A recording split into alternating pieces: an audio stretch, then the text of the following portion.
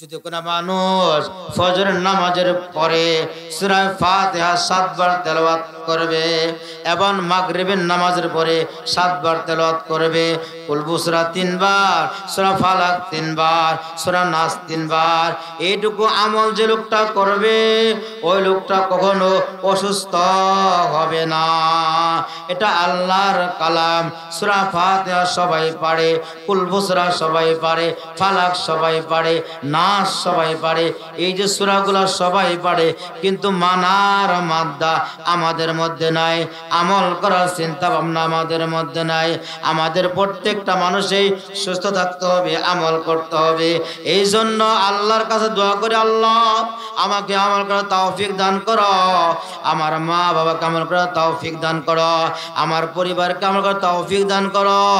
আল্লাহ যে সমাজে থাকি, যেখানে চাকরি করি, আল্লাহ প্রত্যেকটা মানুষকে আমল করার তৌফিক দান করো।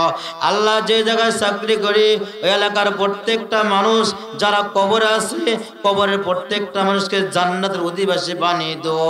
যারা জীবিত আছে গো আল্লাহ প্রত্যেকটা মানুষকে আমল দ্বারা তার জিন্দেগি সাজিয়ে দাও।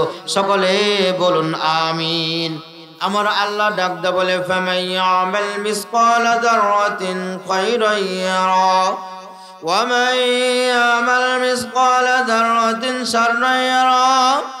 ও বান্দা, দুনিয়ার মধ্যে গুনাহ করছ, দুনিয়ার মধ্যে নেক কাম করছ, দুনিয়ার মধ্যে গুনাহ করো, নেক কাম করো, সব হিসাব যারা যারা হিসাব আমি মাওলার কাছে দেওয়া লাগবে।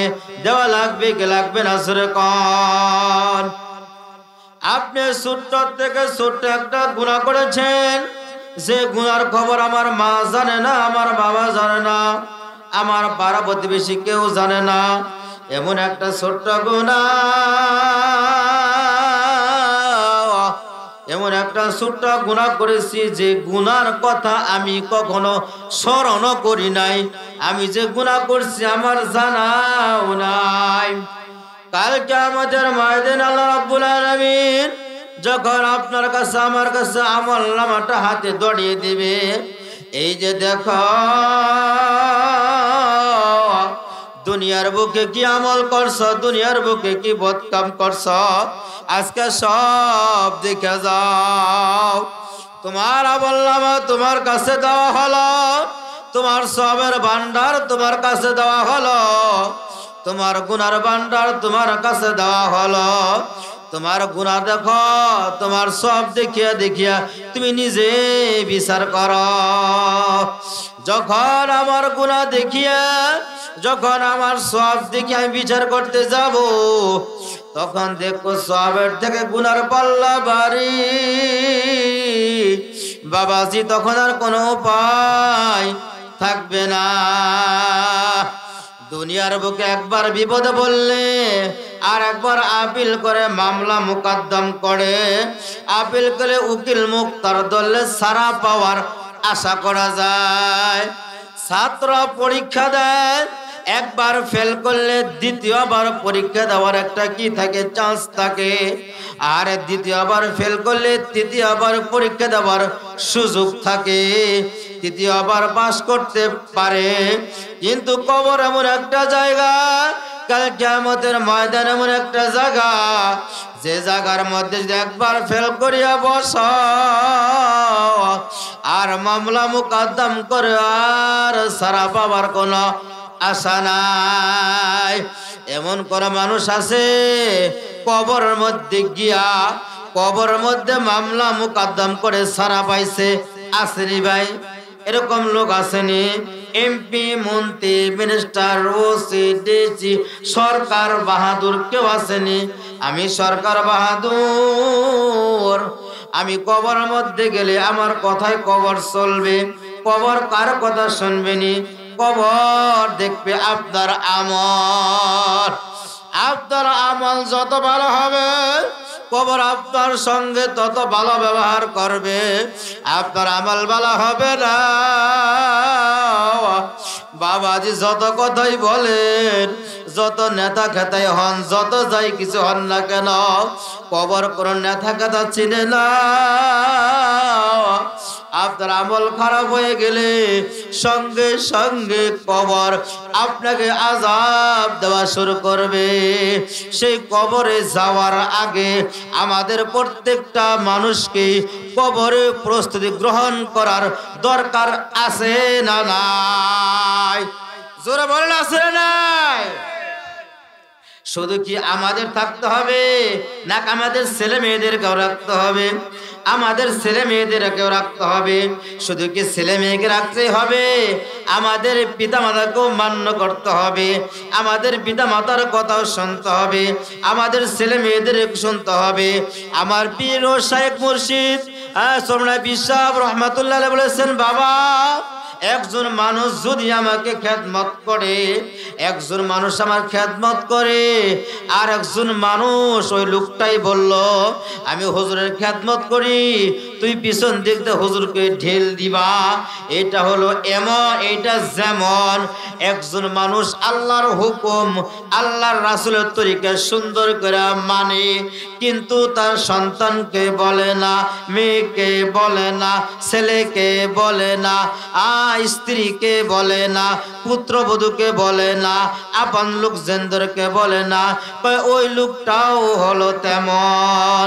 একদিক দিয়ে খেদমত করে আরেক দিক দিয়ে ঢেইলানির কথা বলে, ওই লোকটা যেমন ওই লোকটাও তেমন। একদিক দা মাওলাকে মানে, আরেক দিক দা সন্তানকে মানার জন্য বলে না। একদিক দা নিজে মানে, অপর দিক দা স্ত্রীকে বলে না। একদিক দা নিজে মানে, নিজের মেয়েকে পর্দানিশী বানাইতে চায় না।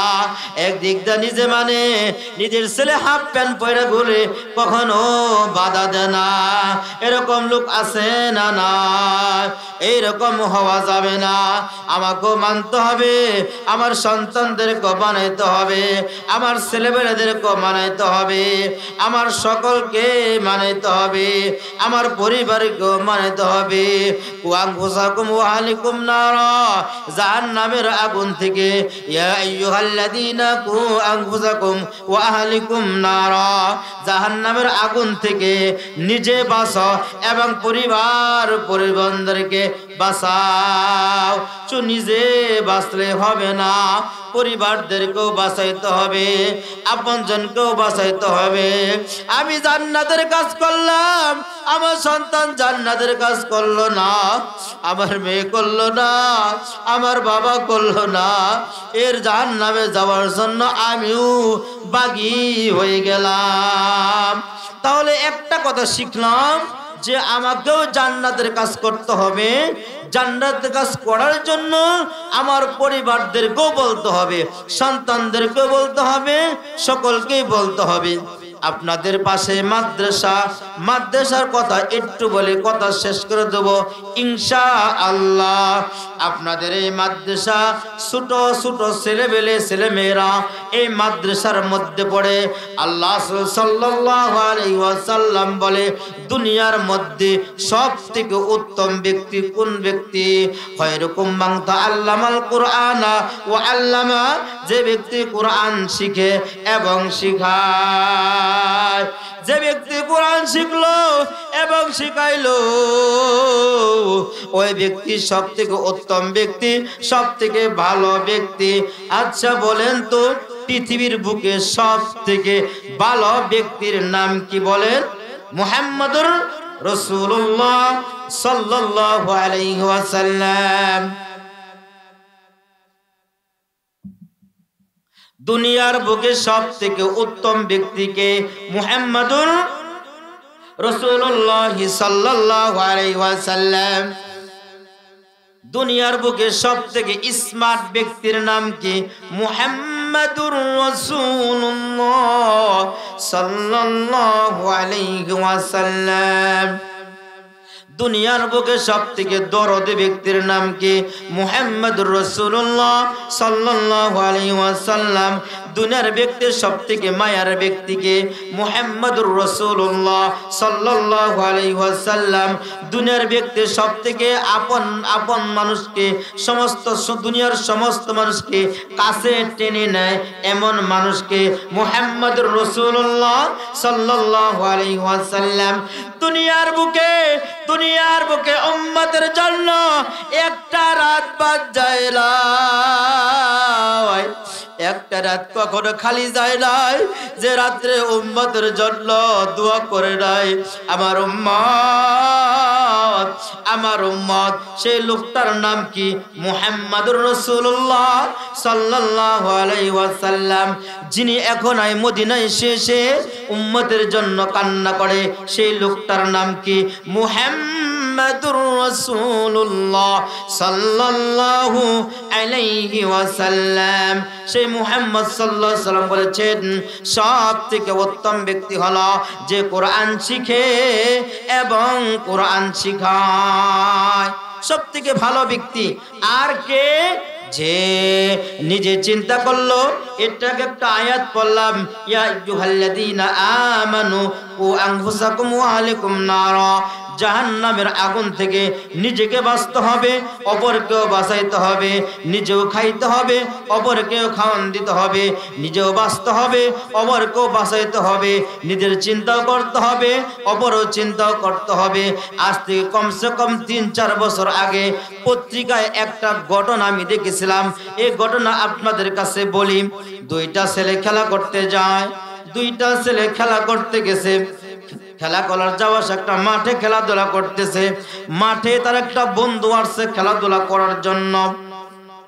এমন সময় খেলাধুলা করতে আসে, এমন সময় একটা গ্রান গুস্ত বাড়িতে রান্না করতেছে।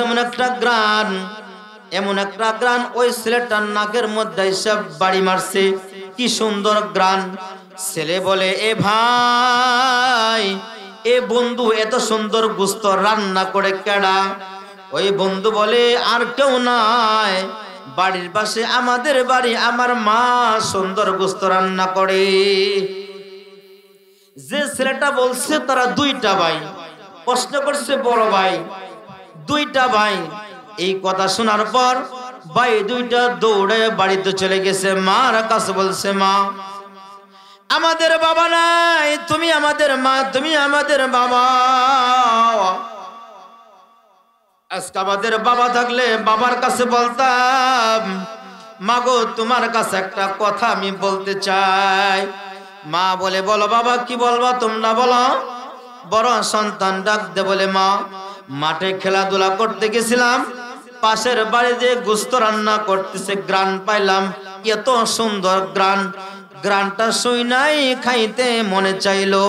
মা, তুমি দিয়ে আমাদেরকে গোশত রান্না করে খিলাইতে পারো না? এই কথা শোনার সঙ্গে সঙ্গে মায়ের চোখ দিয়া পানি এসে গেছে। হায় হায়, আমার সন্তান গুনা, ইতিম সন্তান, গোশত রান্না করতেছে, গ্রান পায়াসা গোশত খাইতে চাইলো, আমি সব গোশত খেলাইতে পারতেছি না। ডাকদা বলে, বাবা, আর কয়েকদিন অপেক্ষা কর, বাড়ির পাশে একটা বিয়া আছে, 14 তারিখে বিয়া। ওই বিয়ার মধ্যে অনুষ্ঠান হবে, ওই বিয়ায় থেকে গোশত আইনা তোমাদেরকে ভর পেটে খিলাই দিব। সন্তান গুনা শুইলা খুশি হয়ে গেছে। 14 তারিখ আইছে। ছোট ভাইটা ডাকদা বলে, এ বড় ভাই, তোমার কি মনে নাই আম্মাই কইছিল 14 তারিখে আমাদেরকে ভর পেটে গোশত খিলাইবে? আজকে তো সেই 14 তারিখ। ও ভাই, চলো আম্মার কাছে যাই। আম্মার কাছে বলি, আম্মা, আমাদেরকে গোশত দেন। ওই দিলকা বলছিলেন 14 তারিখে গোশত খিলাইবেন, আজকে 14 তারিখ। মায়ের কথা শুনিয়া বলে, বাবা, তোমরা ঘরের মধ্যে থাকো, আমি গোশতের ব্যবস্থা করতেছি। এই কথা মায়ে বলিয়া একটা থলে হাতে করে নিয়া ওই বিয়া বাড়ির পাশে যায় দাঁড়িয়ে রইছে। যে যখন মেহমান গুলা খাওয়া দাওয়া করবে আর মেহমানদের কিছু বেশি খানা হবে, ওই খানাগুলো আমার সন্তানদেরকে নিয়ে খিলাইব। এইভাবে স্থলে নিয়ে দাঁড়াই রয়েছে। মেহমানগুলা খানা শেষ হয়ে গেল, যে খানাগুলা বেশি হয়ে গেল, ওই খানাগুলা পলিথিনের মধ্যে নিয়ে মা রওনা দিছে। এদিকে সন্তান ছোট ভাই বলে, ভাই, আর খোদার যন্ত্রণা কুলায় না, আমার মা দেখনি আসেনি, আমার মা এখনো আসে না কেন? বড় ভাইটা ছোট ভাইয়ের আকতিমিত শুনিয়া দড়িপানে বাইরে যে দেখে ওই যে মা গোশত নিয়ে আসতেছে। মা গোশত নিয়ে আসার সঙ্গে সঙ্গে ছোট ভাইটা বড় ভাইটা দৌড়ে গেছে। বড় ভাইটা বলে, মা আমাদের জন্য বুঝি একেবারে থলে বুঝাই করে গোশত নিয়ে আসছো, আজকে বড় পেটে পেট বইরা গোশত খাবো। এই কথা বড় ভাইটা বলে, আর ছোট ভাইটা ডাক দে বলে, ও মা তুমি এত দেরি করলা কেন? ও মা তুমি এত আসতে দেরি করলা কেন? তোমাকে কি ওই লোকরা গোশত দেয় নাই? বলে, মা তোমার কি গোশত দেয় নাই? ও মা ওই বাড়ির থেকে তোমার কি গোশত দেয় নাই? তুমি দেরি করলা কেন? এই কথা সন্তান যখন বলে, মা কথা শুনিয়া না শোনার বান করে বলে, বাবা চল ঘরে চল, গোশত খাবি। সন্তানদেরকে প্যাকেট থেকে গোশত গুলা বাহির করিয়া, আইটা গোশত গুলো খাবার গোড়া বাহির করিয়া সন্তানদেরকে খেলায়। সন্তানগুলা খুব ফুর্তির সহিত খানাগুলা খায়, আর দুই চোখের পানি সারিয়া সারিয়া মা জননী কান্দে আর আল্লাহর কাছে বলে, আল্লাহ আজকে আমার সন্তানগুলা আইটা গোশত খাবার খায়া কত খুশি, কত খুশি। তোমার নিয়ামত শুকরিয়া আদায় করলাম, সন্তানগুলা কত খুশি হয়েছে। আর আজকে আমার সন্তানদেরকে ভালো গোশত রান্না করে খিলাইতে পারতাম, আমার সন্তানগুলা না জানি কত খুশি হইতো। এই কথাটা, এই উদাহরণটা বাবা এই জন্যই বললাম যে মানুষ, বর্তমান মানুষ খালি নিজের চিন্তা করে, নিজের চিন্তা করে, নিজের চিন্তা করে। পরিবারের মধ্যে 10 জন মানুষ 10 জনের চিন্তাও করে না, নিজের চিন্তা করে। 4টা ভাই আছে, তার 3টার সাথে মিল্লাই। পরিবারে 10 জন সদস্য 9 জনের সাথেই মিল্লাই, ভাই ভাই মিল্লাই, পাড়ায় পাড়ায় মিল্লাই, এলাকায় এলাকায় মিল্লাই, গোষ্ঠে গোষ্ঠে মিল্লাই, সমাজে সমাজে মিল্লাই। এটা শুধু প্রত্যেকটা এলাকার মধ্যে একই বাণী শোনা যায়, ঠিক না বে ঠিক? তার একমাত্র কারণ হলো মহব্বত না থাকার কারণে। আমাদের মহব্বত থাকতে হবে, আমাদের মহব্বত থাকতে হবে। গত 2 তারিখে আমি ঢাকায় গেছিলাম আমার বড় ভাই জেন্ডে নেওয়ার জন্য। বড় ভাই বাইরে থেকে দেশ আসলো, বড় ভাইকে নেওয়ার জন্য গেছিলাম। 3-4 বছর পরে দেশ আসলো, কল দিচ্ছে, আমি এক নাম্বার আছি, আসো। সেখানে আব্বু যায়নি, আব্বুর উপরে নিয়ে গেছি। দেখিয়া যে বাইরের সাথে গেছি, ভাই তো দেখি আমারে জড়াই ধরছে। আমি বাইরে বলবো, ভাই কেমন আছো, কিসুম আসাল, এই কথার বলতে পারি না আমি। আমার চোখ দিয়ে অটোমেটিক পানি এসে গেছে। হায় রে হায়, 3টা বছর 4টা বছর পরে নিজের আপনা ভাইকে দেখলাম, নিজের আপন ভাইকে 4 বছর পরে দেখলাম। কতটুকু মায়া, কতটুকু ভালোবাসা, মহব্বত থাকলে এতটুকু হতে পারে, এতটুকু হতে পারে। ভাই বোনরূপ প্রত্যেকটা ফ্যামিলি সবার থেকে একে অপরের প্রতি মহব্বত থাকতে হবে, সবার সাথে হাসি মুখে কথা বলতে হবে। আমার শায়খ মুর্শিদ বিশ্বাস চরণে বলে, বাবা পরিবারের সকলের সঙ্গে মহব্বত রাখ, পরিবারের সকলের সঙ্গে ভালোবাসা রাখ। এর 1 নাম্বার ফায়দা হলো কেউ কোনো সময় মুসিবতে পড়বা না। এই জন্য সকলের সঙ্গে মহব্বত রাখতে হবে। যে কথাগুলা বলতেছি এই কথাগুলা ধ্যানে শুনতে হবে। এই জন্য বলি কুতুবে আলম ফজলুল কারীম মাওলানা, কুতুবে আলম ফজলুল করিম মাওলানা ইশকের আগুন জ্বালাইয়া দিলেন রওয়ানা নূরের বাগাতে জ্বালাইয়া দিলেন রওয়ানা। আল্লাহর ওয়ালি দেখে বলে আমার বাবারা আর কোন দিন নামাজ কাজা করবানা। আল্লাহর ওয়ালি ডেকে বলে শোনো আমার বাবারা আর কোন দিন মালিকের বিধান লঙ্ঘন করবানা। আর কোন দিন সুন্নতের বাহিরে তোমরা যাইবানা।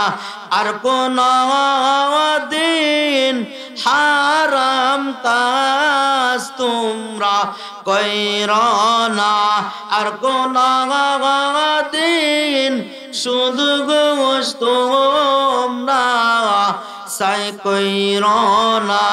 আর কোন দিন বাবা মার খেগাত বাওয়াত সাইরনা। এই জন্য আমার খেদমত ছাড়া যাবে না, খেদমত করতে হবে।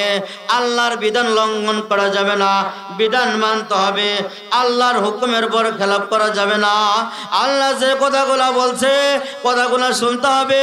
মুহাম্মদুর রাসূলুল্লাহ সাল্লাল্লাহু আলাইহি ওয়াসাল্লাম যেমনি সুন্নাত তরিকা চলতে বলছে ওইভাবে আমাদেরকে চলতে হবে।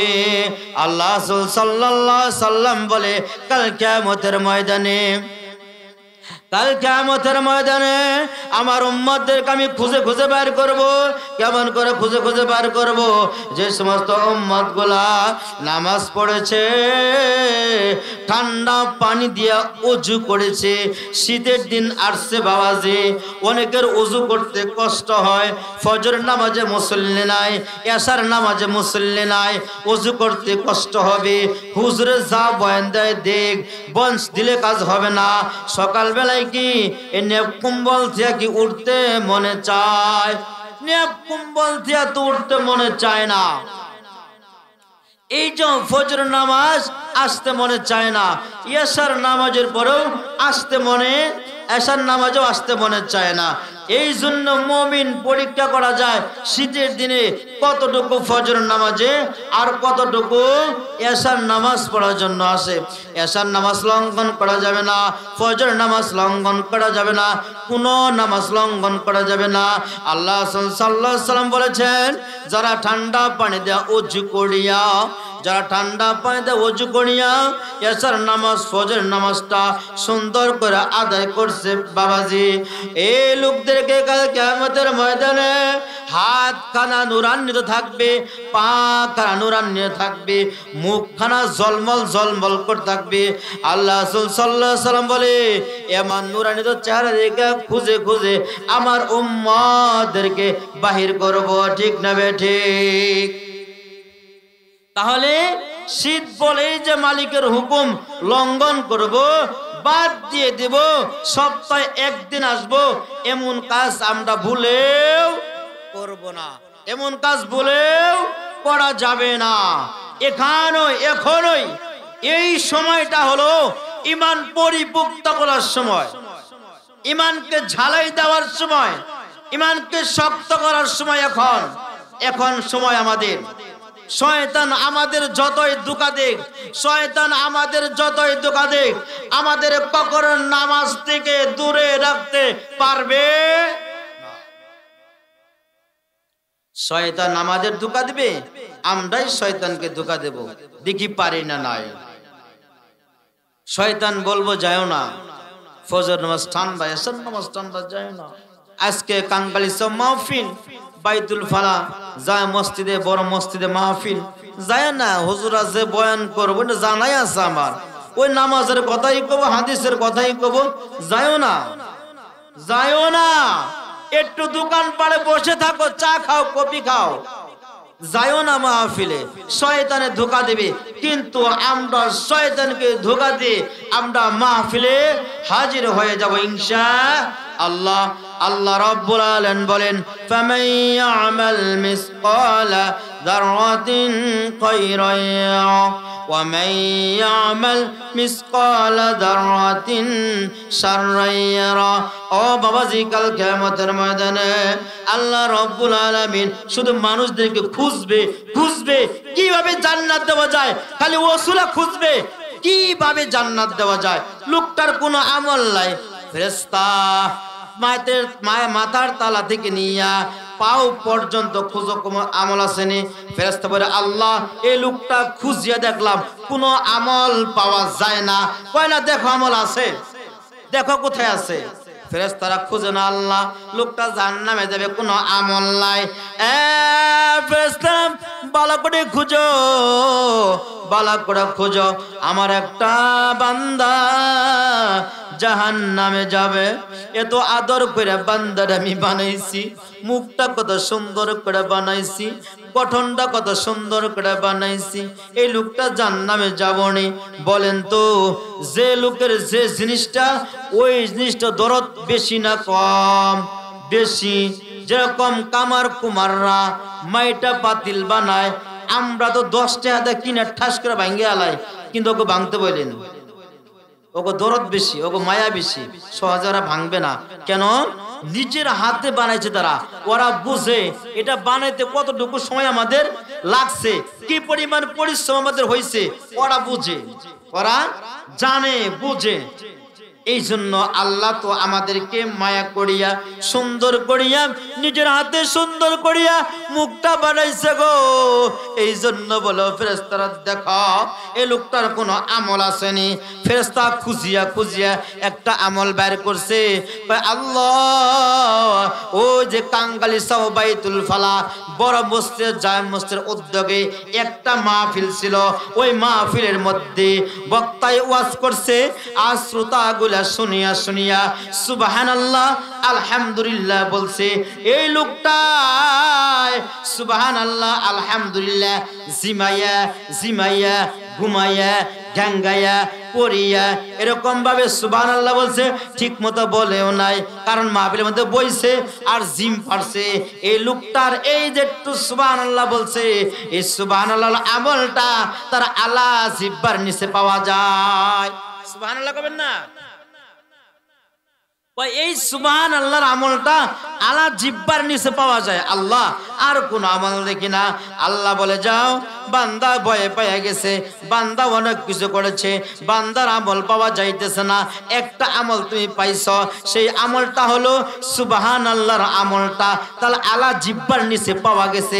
যাও ফেরেশতারা যাও, এই আমলটার কারণে বান্দার জিন্দেগির গুনাহ মাফ করে দিয়া জান্নাতের ফয়সালা আমি আল্লাহ করে দিলাম। বলা যাবে কি সুবহানাল্লাহ? তাহলে এখানে আইসা বসলে লাভ না ক্ষতি? জোরে বলে লাভ না ক্ষতি? সুবহানাল্লাহ বলে লাভ না ক্ষতি? আলহামদুলিল্লাহ বলে লাভ না ক্ষতি? লা ইলাহা ইল্লাল্লাহ বলে লাভ না ক্ষতি? আল্লাহ সাল্লাল্লাহু আলাইহি সাল্লাম বলেছেন, আমি তোমাদেরকে একটা দোয়া বলে দেই, সুবহানাল্লাহি ওয়া বিহামদিহি সুবহানাল্লাহিল আযীম। এই দোয়াটা ছোট্ট, এই কালেমাটা ছোট্ট, কিন্তু এটার ওজন হলো আসমান জমিন থেকেও ভারী। সুবহানাল্লাহ কন্যা ছোট, কালেমাটা ছোট, কিন্তু এর ওজনটা আসমান জমিন থেকেও অনেক ভারী। আরেকটা আমলের কথা আপনাদেরকে বলবো, এই কথা বলে শেষ দেব ইনশাআল্লাহ। একটা আমলের কথা বলবো। বর্তমান মানুষ অধিকাংশ মানুষ অসুস্থ বেশি থাকে, ঠিক না ঠিক? অসুস্থ কি থাকে? বেশি থাকে। আপনার বিশ্বাস না হলে আপনি টাঙ্গাইল শহরে বড় বড় যে হসপিটালগুলো আছে আপনি সেখানে যান, যে কয়টা ক্লিনিক আছে সেখানে আপনি যান, কোন ক্লিনিকেই লোকের কোনো অভাব নাই। বরং সরকারি যে হসপিটালগুলো রয়েছে সেখানেও রুমের ভিতরে জায়গা হচ্ছে না, মানুষগুলারে বারান্দার মধ্যে ফ্লোরের মধ্যে শুয়ায় রাখছে। ঠিক না ভাই? ঠিক। আমি নিজে প্রমাণ, আমি নিজে সেখানে গেছি, লোকজন সেখানে গেছি, তাই দেখলাম মানুষ কতটুকু অসুস্থ থাকে। মানুষ বর্তমানে কি পরিমাণ অসুস্থ, তার একমাত্র কারণ হচ্ছে মানুষ ঠিক মতো আমল করে না, মানুষ ঠিক মতো খায় না, ঠিক মতো ঘুমায় না। আল্লাহ রাসূল সাল্লাল্লাহু আলাইহি ওয়াসাল্লাম হাদিস, যে রাত বেশি জাগবে, যে রাত বেশি জাগবে সকাল বেলায় ঘুম থেকে উঠবে, ওই লোকটা তাড়াতাড়ি দুনিয়া থেকে বিদায় হয়ে যাবে। এই লোকটা হায়াত কমায় ফেললো, যে বেশি রাত জাগবে এবং সকাল বেলায় ঘুম থেকে দেরি করে উঠবে। যে বেশি রাত জাগবে সকাল বেলায় ঘুম থেকে দেরি করে উঠবে, ওই লোকটার হায়াত অতি তাড়াতাড়ি ফুরিয়ে যাবে, আর ওই লোকটাই বেশি অসুস্থ হবে। এই জন্য আমরা অসুস্থতা চাই না সুস্থতা চাই? সুস্থতা আল্লাহর নিয়ামত, অসুস্থতাও কিন্তু আল্লাহর নিয়ামত। অসুস্থতা আল্লাহর নিয়ামত। আমরা কি সুস্থতা চাই না অসুস্থতা চাই? বলি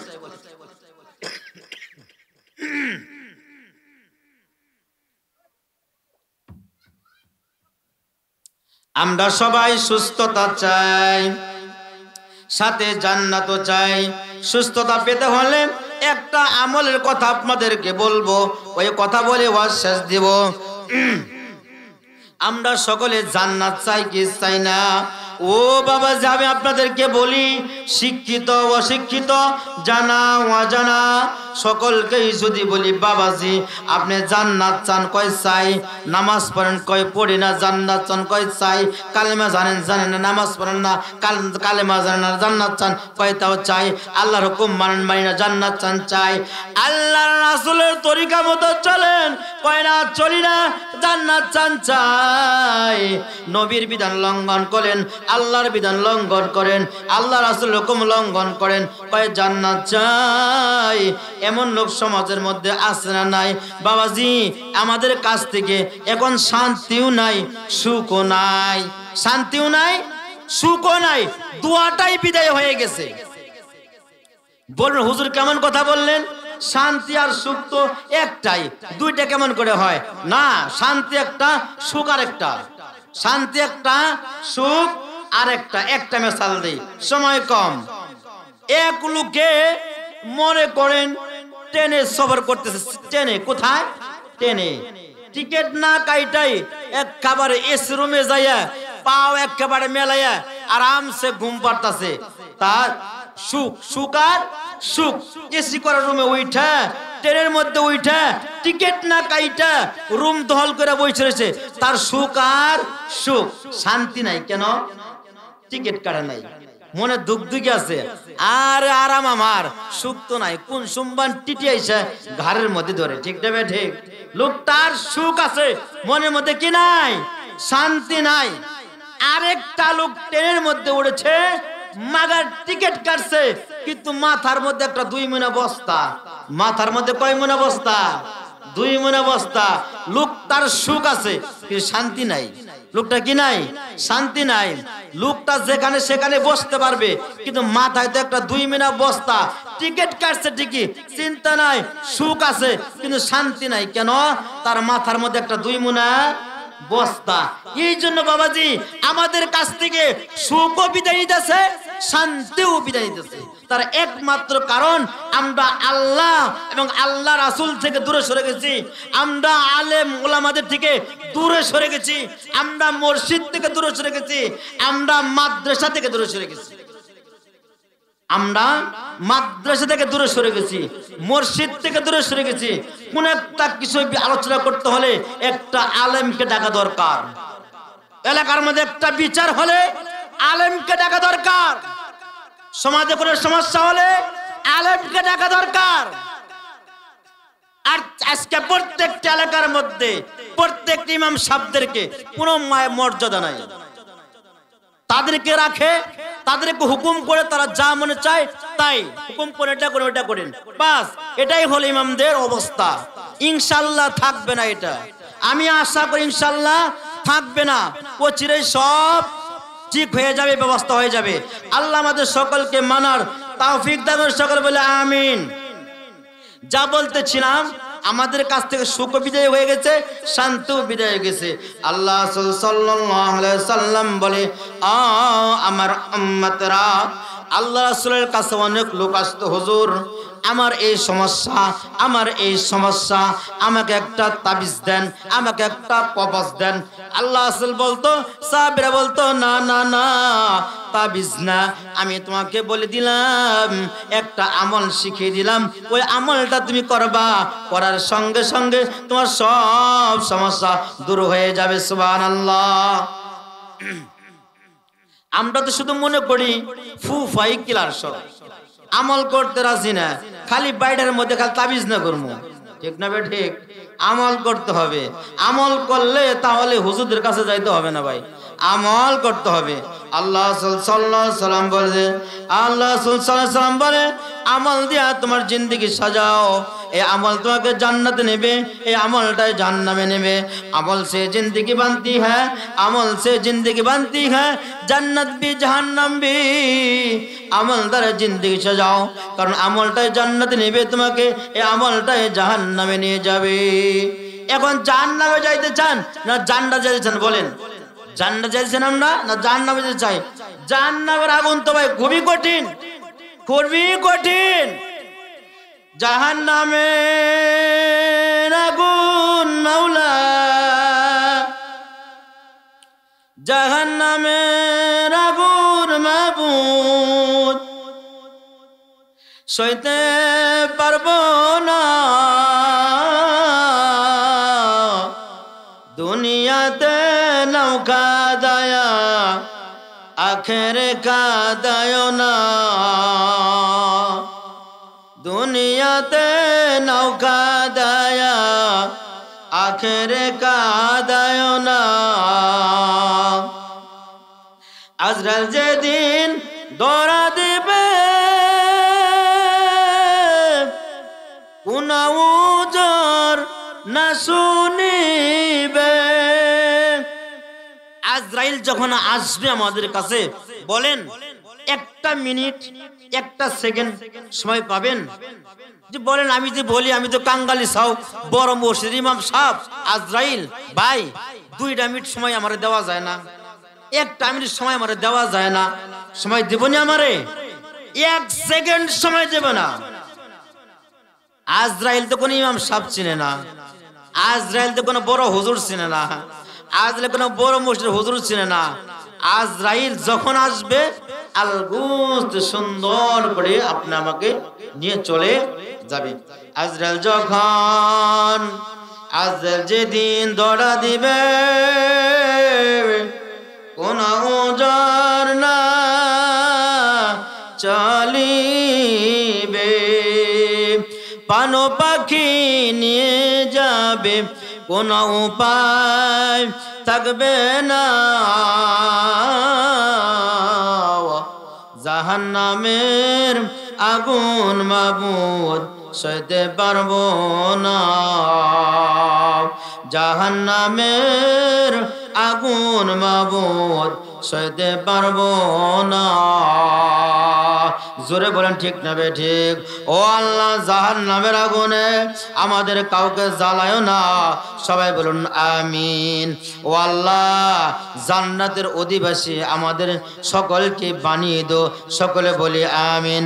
ও আল্লাহ, আমাদের মা, আমাদের বাবা, আমাদের দাদা, মহব্বতের দাদি, আমাদের মায়ের নানা, আমার নানি, যারা কবর আছে, আল্লাহ কাউকে জাহান্নামে জ্বালায় না, সকলকে জান্নাতের ব্যবস্থা করে দাও, সকলে বলুন আমিন।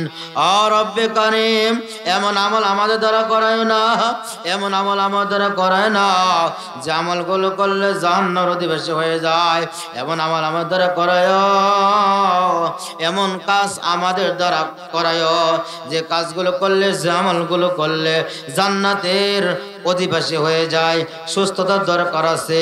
যদি কোনো মানুষ সকালবেলায় 7 বার আলহামদুলিল্লাহ রাব্বিল আলামিন সূরা ফাতিহা তেলাওয়াত করে, কয়বার?